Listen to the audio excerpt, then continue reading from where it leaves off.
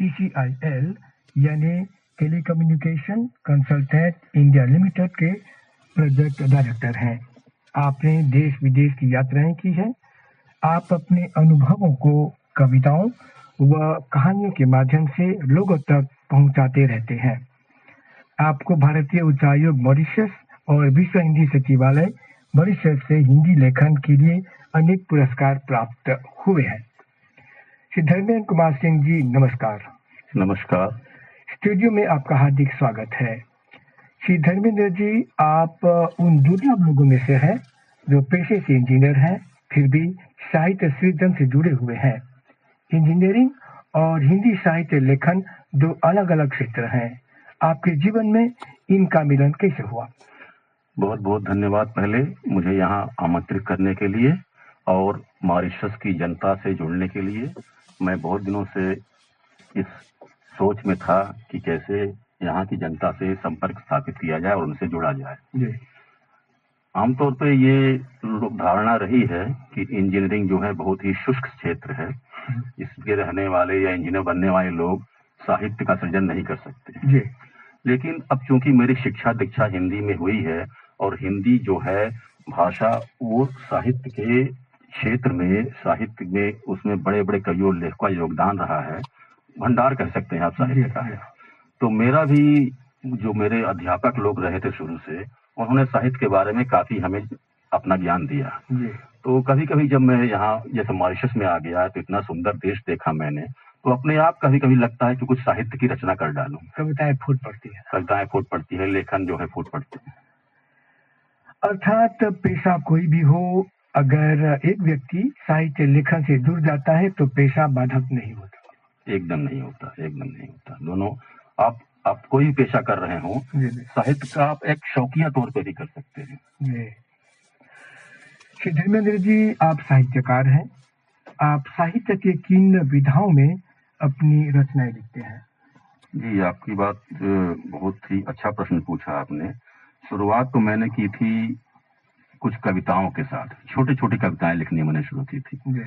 फिर उसके बाद मैंने कहानी के क्षेत्र में भी थोड़ा कदम रखा और आजकल मैं अपनी कुछ यात्रा संस्मरण लिख रहा हूँ। मैंने करीब 10-12 देशों की यात्राएं की हैं, तो उन संस्मरणों को मैं कलमबद्ध कर रहा हूँ और सोचता हूँ लोगों से साझा करूँ। साहित्य लेखन के प्रति आपका लगाव कब और किस रूप में हुआ?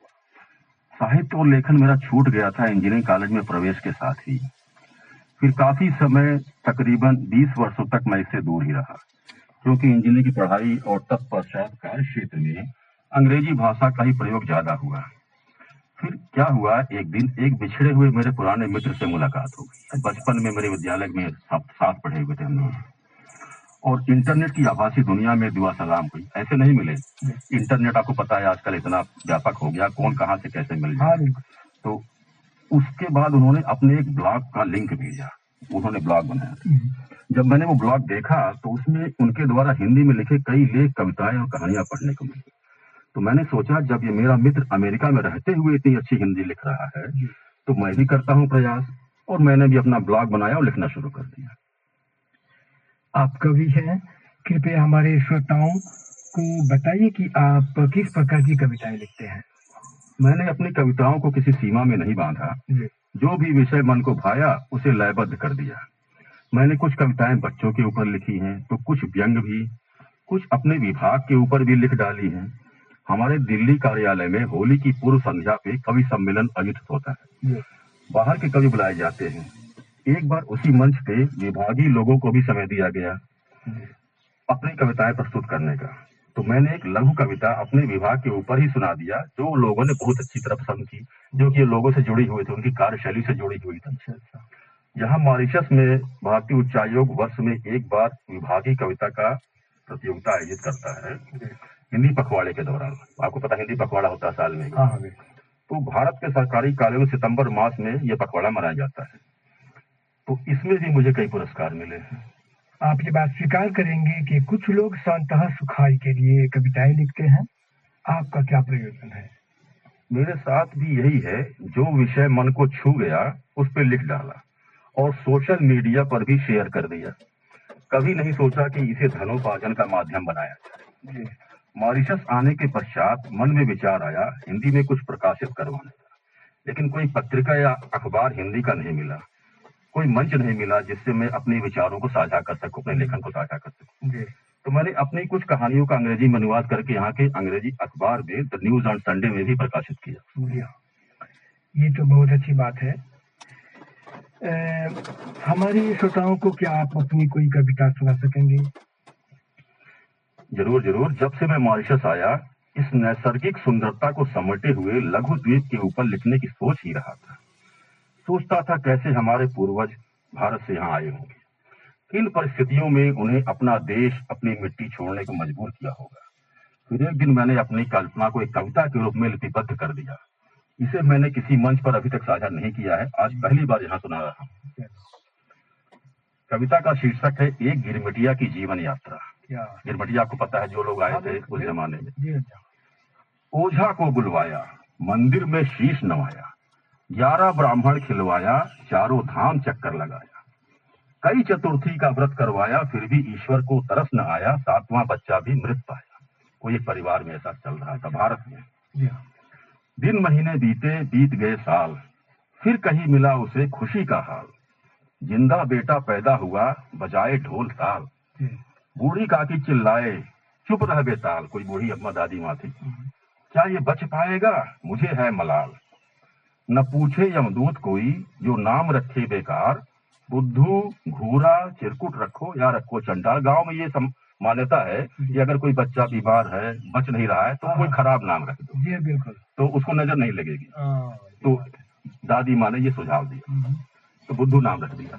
बुद्धू बना सबका दुलारा, घर का नूर आंखों का तारा, न करवाए कोई काम, बस आराम किया। बहुत दिन बाद बेटा पैदा हुआ था।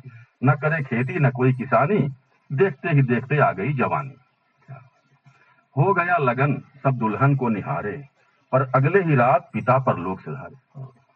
जमींदार का कर्ज अब कैसे उतारे, 2 दिन की किसानी में ही नजर आ गए तारे। दिन भर दोनों का बदन, पति पत्नी दोनों, दिन भर दोनों का बदन धूप में जलता, आधे पेट खाता और चिथड़ा पहनता, रात में भी काम चौकीदारी था करता, जमींदार का कर्ज फिर भी रोज बढ़ता। दशहरे का मेला, दोनों दशहरे का मेला देखने गए। दशहरा पता आपको जिसे? हाँ, तो दशहरे का मेला लगा था मजमा, मंच पे खड़ा कोई सुना रहा नगमा, अंग्रेजों को अभी अभी मिले हैं कई टापू, जल्दी चले जाओ वहां सुन लो अम्मा बापू, बहुत ही उपजाऊ सब खेत खाली पड़ा है, चोर डाकुओं का ढेरों वहां खजाना गड़ा है, पहले पहुंच के वहां जो करेगा दीदार, लक्ष्मी की कृपा से हो जाएगा जमींदार। इतने सब जवाब दिखाए अंग्रेज, उनके एजेंट थे सब लोग जगह जगह। बुद्धू और पत्नी के मिले नैन से नैन, कर लिया फैसला अब न रहे बेचैन, लिखा दिया नाम भाग के पहुंचे कलकत्ता, था रोम रोम रोमांचित बूटा बूटा पत्ता पत्ता। हुए सवार जल जहाज पे, बैठ गए, हुए सवार जल जहाज पे, सपना होता साकार, पर टूट गया दिल आधा जब खेने लगे पतवार। थोड़ी झपकी में पड़ा हंटर तो यात्रा हुई दुश्वार, महीने भर की यात्रा में मर गए कई सवार। मेरी कल्पना कि ऐसा हुआ होगा। बिल्कुल बिल्कुल ऐसा ही हुआ। मॉरिशस आ पहुंचा जलयान, सभी यात्री उतर गए, बहे रक्त सुर्ख नयनों से, पति पत्नी जब बिछड़ गए। पत्नी को डाला महिला कैंप में, बुद्धू को अलग लिवा गए, धधकती ज्वाला में जलते दोनों, हाय विधाता कहाँ आ गए। गल बहिया डाल रात भर रोते, मिले कभी जब हफ्ते हफ्ते, विवाह की मेहंदी उतर गई, हाथ पैर सब जाते फटते। खजूर में अटकने से तो आसमान ही भला था, जमींदार के यहाँ हंटर कभी पीठ पे न पड़ा था। भाई बहन बाबुल और मायका का साथ ही बड़ा था, होली दिवाली पे साथ सबका पूरा समाज खड़ा था। जमीन का सीना चीरे बुद्धू, अब दोनों काम पे लग गए। जमीन का सीना चीरे बुद्धू, सूरज बरसाए आग, होठ सूख पपड़ी बने प्यास जोरों की लाग, गन्ना तोड़ लगे चूसने बगल खेत में भाग, दांत ही उसका तोड़ दिया अंग्रेज का लिया ना। गन्ना चूसना बहुत मना था, अब काम करिए लेकिन कुछ खाइए नहीं। हालत देख ऐसी उसकी, पत्नी को चक्कर आए, भाग तो सकते नहीं, चलो मौत को गले लगाए। निकल गए दोनों ग्राम पे, समुंदर में डूब समाये, गश खा तभी गिरी संगनी, अस्पताल में जा पहुंचा। पत्नी उसकी करीब अस्पताल पहुंच गई। अस्पताल में सिस्टर बोली, बुद्धू देती तुम्हें बधाई, पत्नी तुम्हारी माँ बनेगी, सोहर की अब करो गवाही। सोहर गाते हैं भाभी। हा देव, तब बुद्धू बोलता है, हा देव ये कैसी लीला, मन में कैसे हुआ विकार, बच्चे की जान चले थे लेने, नहीं हमें इसका अधिकार, हम बच्चे को अब पालेंगे, कहे यही मेरा संस्कार, मरने को यदि अब सोचा तो ऐसे जीवन पे धिक्कार, यही जिएंगे यही मरेंगे, मॉरिशस द्वीप हमें स्वीकार। क्या बात। आपकी कविता बहुत सुंदर है, इसमें दर्द है। जी बहुत बहुत धन्यवाद। श्री धर्मेंद्र जी, आप कविताओं के अलावा आप कहानियां भी लिखते हैं, बता रहे थे आप। जी जी, कहानियों में मैंने असल में जिस विद्यालय में आरंभिक शिक्षा प्राप्त की, उस विद्यालय में महान कहानी सम्राट मुंशी प्रेमचंद अध्यापक रह चुके हैं। क्या बात है। उन्होंने मुझे कभी पढ़ाया तो नहीं, क्योंकि हम दोनों अलग अलग काल में जन्मे, लेकिन कहीं न कहीं उनकी लेखनी से स्पर्शित कुछ हवाएं हमारे भी अंक में आ गिरी। आपका सौभाग्य है।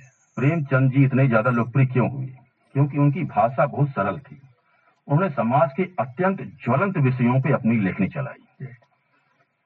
मैं भी उन्हें अपना आदर्श मानता हूं और अपनी रचनाओं की भाषा शैली सरल व स्पष्ट रखने की चेष्टा करता हूं।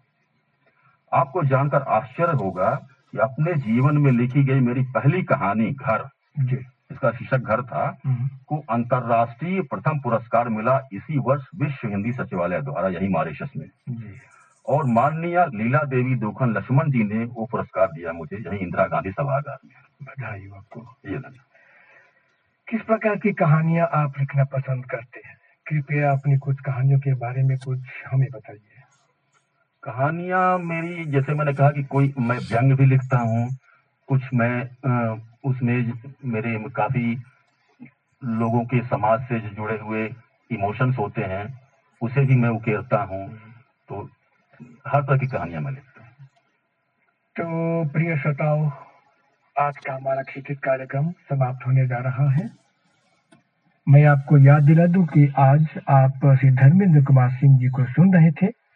ये कार्यक्रम आप तक पहुंचाने में श्री रामा जी का सहयोग रहा, जिन्हें हम धन्यवाद देते हैं। आप श्रोताओं को भी हृदय से धन्यवाद देते हैं। तो क्षितिज कार्यक्रम यहाँ पर समाप्त होने जा रहा है। अगले कार्यक्रम तक हमें आगे दीजिए। नमस्कार। नमस्कार, बहुत बहुत धन्यवाद।